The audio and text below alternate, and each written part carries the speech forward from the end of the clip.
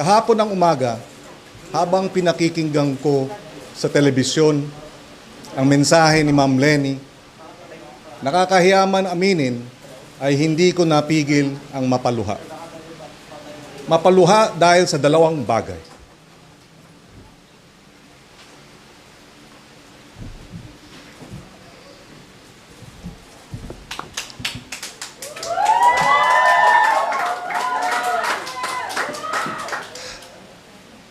Thank you.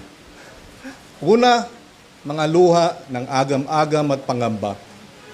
Dahil habang nagsasalita si Ma'am Leni, bigla akong naramdaman ang buong bigat at magiging pasanin ng landas ng aming tatahakin tungo sa pamumuno sa isang bansang naghihikahos at gumagapang. Sana all ligtas.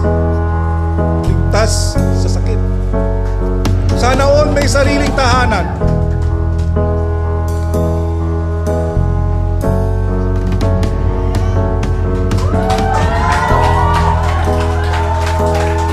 Sana all makapagtapos ng pag-aaral.